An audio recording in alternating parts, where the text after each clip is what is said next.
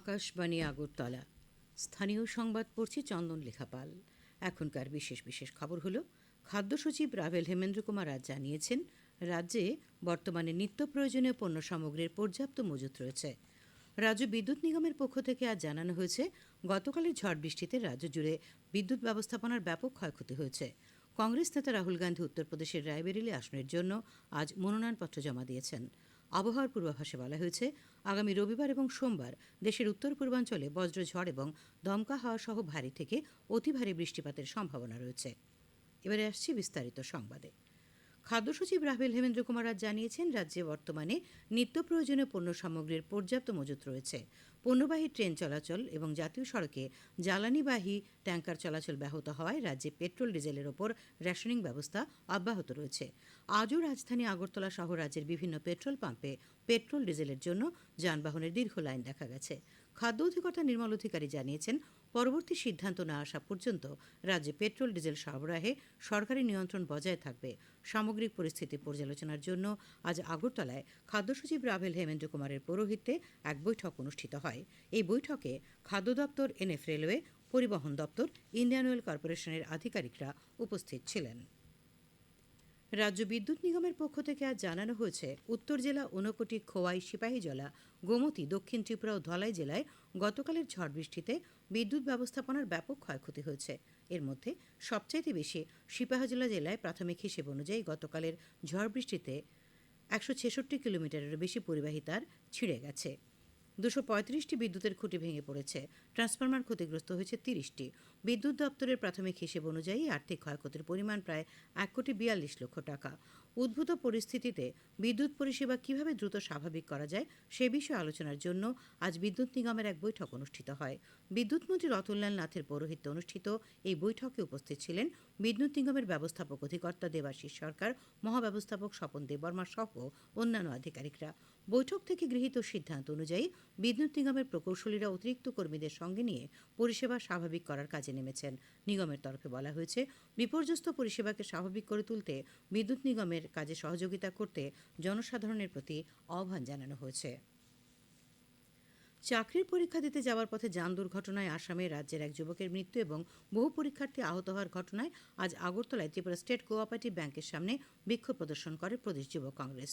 তাদের অভিযোগ, ব্যাংক কর্তৃপক্ষের অনৈতিক সিদ্ধান্তের কারণে রাজ্যের পরীক্ষার্থীদের এই অবস্থা হয়েছে। ব্যাংকের ম্যানেজিং ডিরেক্টরের পদত্যাগের পাশাপাশি নিহত যুবকের পরিবারে একটি সরকারি চাকরি প্রদানের দাবি জানানো হয়। তাছাড়া দুর্ঘটনায় আহতদের ক্ষতিপূরণ দেওয়া সহ সরকারকে তাদের চিকিৎসার সমস্ত দায়িত্ব নেবার দাবি জানানো হয়েছে। বিক্ষোভে উপস্থিত ছিলেন প্রদেশ যুব কংগ্রেস সভাপতি বিপ্লব ঘোষ সহ অন্যান্যরা। ধর্মনগরের পশ্চিম দেওয়ানপাশা গ্রামে আজ দুপুরে একটি বেসরকারি স্কুলের ভ্যান গাড়ি দুর্ঘটনায় পড়ে উল্টে যায়। চালকের তৎপরতায় ছাত্রছাত্রী শিশুরা রক্ষা পেলেও চালক গুণমণি সিং গুরুতরভাবে আহত হন। গ্রামবাসীরা সাহায্যে এগিয়ে আসেন। অগ্নি নির্বাপক দপ্তরের কর্মীরা গুরুতর আহত চালককে উদ্ধার করে ধর্মনগর জেলা হাসপাতালে নিয়ে যান। সেখান থেকে উন্নত চিকিৎসার জন্য চালককে আসামের শিলচর মেডিকেল কলেজ হাসপাতালে পাঠানো হয়েছে। উদয়পুরে গোমতী জেলা আদালত প্রাঙ্গণে আগামী 11 মে থেকে জাতীয় লোক আদালত অনুষ্ঠিত হবে। লোক আদালত শুরু হবে সকাল 10টায়।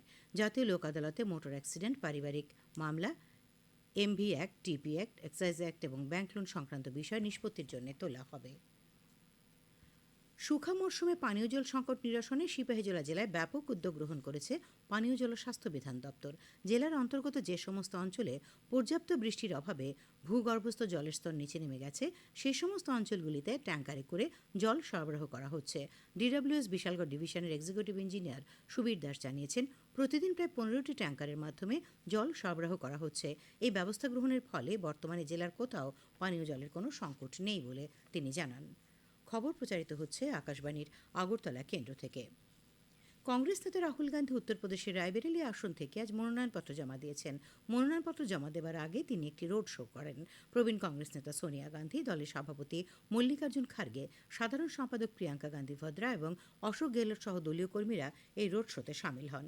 1951 সাল থেকে 3টি লোকসভা নির্বাচনে কংগ্রেস এই আসনে জয়লাভ করেছে।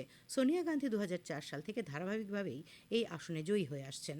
প্রাক্তন প্রধানমন্ত্রী ইন্দিরা গান্ধী রায়বেরেলি থেকে 3বার জিতেছেন। এই নির্বাচনী এলাকায় ইন্দিরা গান্ধীর স্বামী এবং কংগ্রেস নেতা ফিরোজ গান্ধী 1952 এবং 1957 সালে দুবার নির্বাচিত হন। রায়বেরেলি থেকে বিজেপি প্রার্থী দীনেশ প্রতাপ সিং এবং আমেথি থেকে কংগ্রেস প্রার্থী কিশোরীলাল শর্মা আজ মনোনয়নপত্র জমা দেন। রাজ্যের একমাত্র তৃণমূল কংগ্রেস প্রার্থী ললিতেশপতি ত্রিপাঠী আজ ভাদোহী আসন থেকে মনোনয়ন জমা দিয়েছেন। লোকসভা নির্বাচনের চতুর্থ দফার ভোট গ্রহণ করা হবে আগামী 13ই মে। 10টি রাজ্য এবং কেন্দ্রশাসিত অঞ্চলের 1707 জন প্রার্থী লোকসভা ভোটের চতুর্থ দফার নির্বাচনে প্রতিদ্বন্দ্বিতা করবেন। নির্বাচন কমিশন জানিয়েছে 96টি সংসদীয় আসনে মোট 4264টি মনোনয়নপত্র জমা দেওয়া হয়। দাখিলকৃত সব মনোনয়নপত্র পরীক্ষা শেষে 1970টি মনোনয়নপত্র বৈধ বলে বিবেচিত হয়েছে।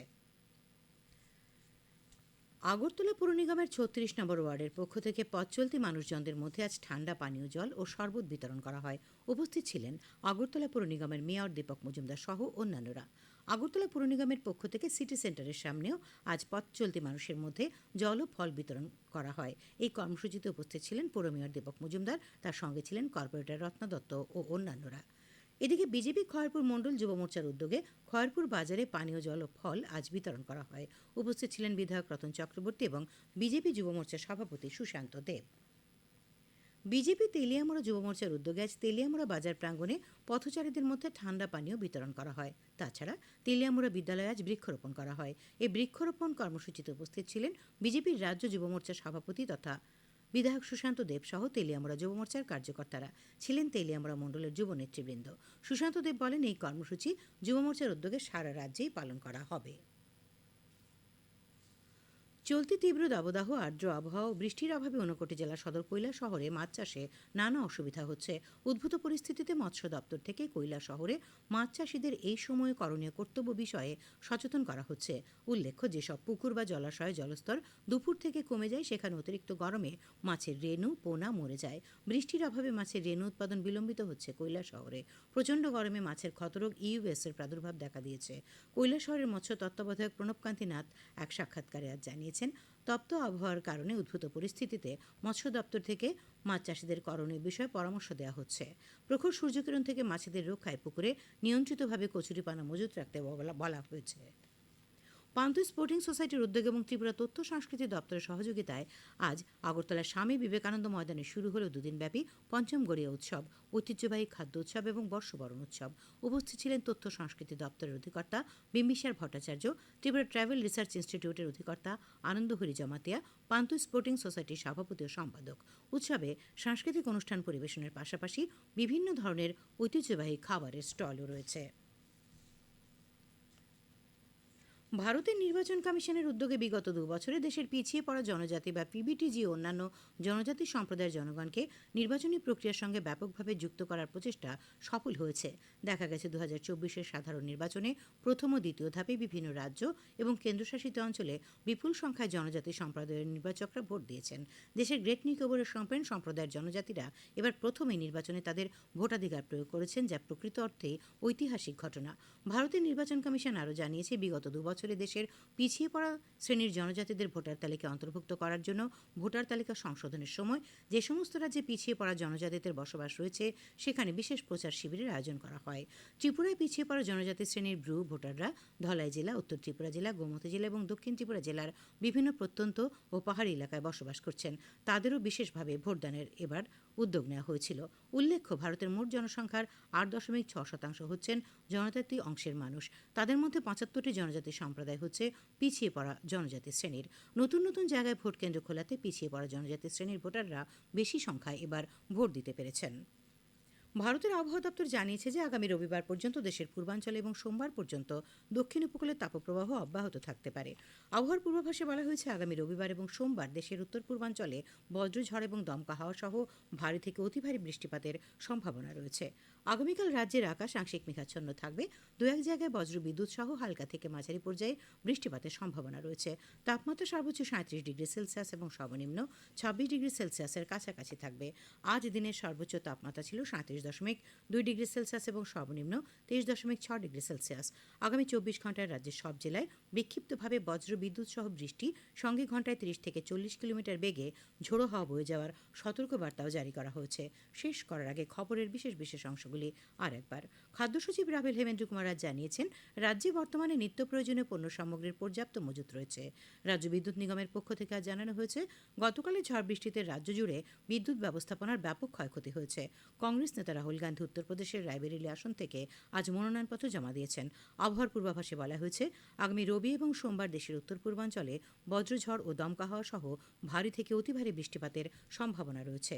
স্থানীয় সংবাদ আজকের মতো এখানেই শেষ হলো।